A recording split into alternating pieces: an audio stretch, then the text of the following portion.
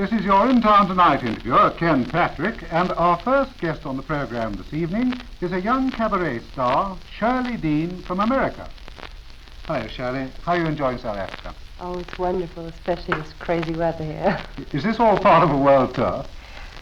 Well, it is sort of. It's a very long one. I've just spent 3 years in Europe. That's every country, but took me quite a while. And what is your ambition? As soon as I satisfy my geographical curiosity and see the rest of the world, that is, the Orient, and there really isn't any other place that I want to see, I'm going to go back. The business was not an easy business for me to work in New York City. It was very, very hard because I was a real musician. I wasn't a show person, and I had to live like I was in show business when I was just really a musician.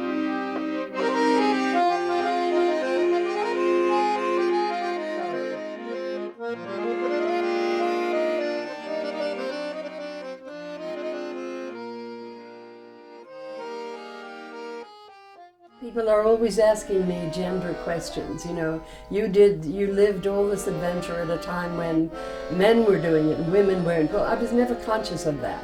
I was never conscious of what gender should be.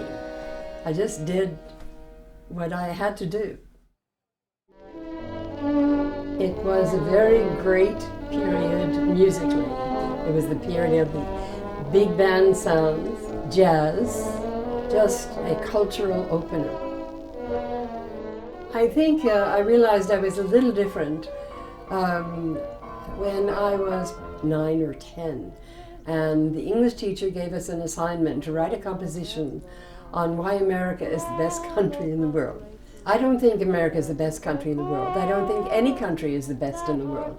I think the world is like an orchestra, and every instrument is doing its part. And he failed me because he said I didn't do his assignment, I challenged it.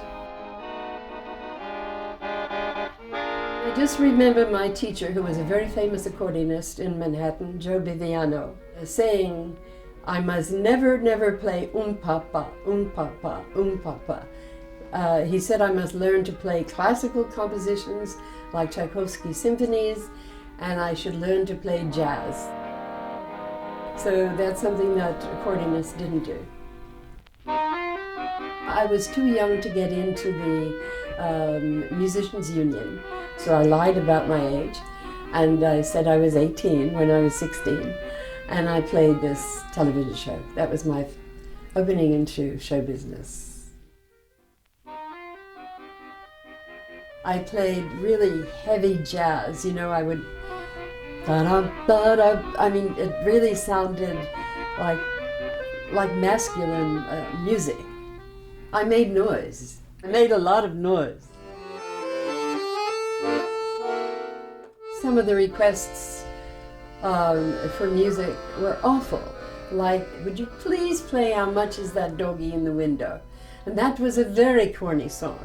It was, how much is that doggy in the window? I mean, that's not even close to music.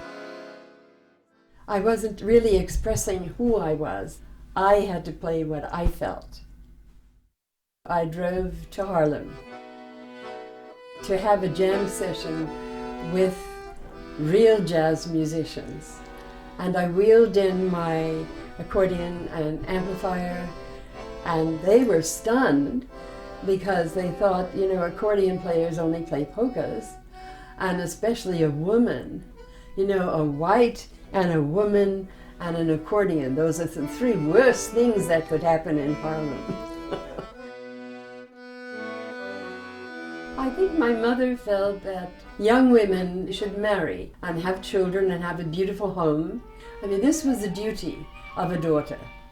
Just like a home would have been a prison for me because it would own me. Marriage for me would have been the same. And I wanted to live from the inside out, not the outside in. I had to see the world.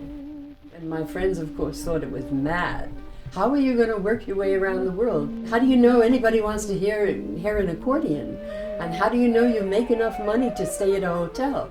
Well, nothing they said meant anything. I had to do it. I told my parents that I was going on a 3-month cruise. I didn't tell them that I was going to see the world come hell or high water. Whatever the cost, that heart has been broken too badly to mend. So what can you do?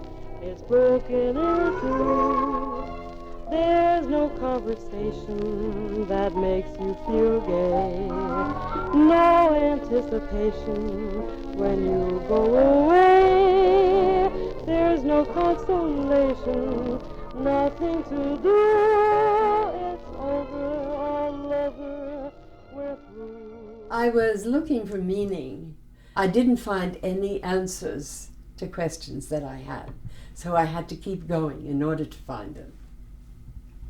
I took stock of my situation. I looked at my map and said, well, I've done all of Europe, I've done most of Africa and the Middle East, but I haven't seen all these other countries: Iraq, Iran, Pakistan, India, Nepal, Burma, Malaysia.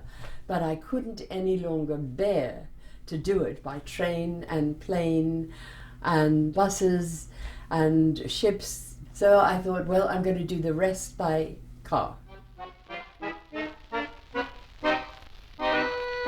I picked up the Land Rover in March of 1961.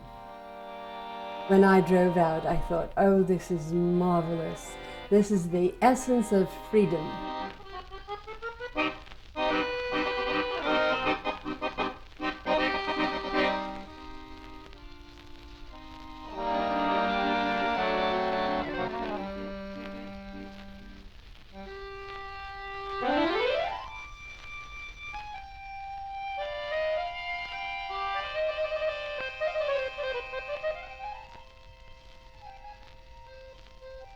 I was my own leader, and I led myself where my instinct pulled me.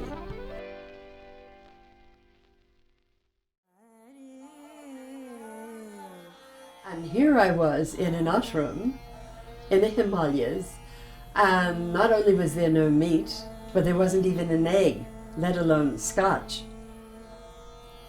And I learned how to meditate. That just changed my life completely. This was the meaning I had searched for. I wanted to stay in India forever. My teacher, or guru, said no. And I said to him, but I'm through with the world. And he said, but the world isn't through with you.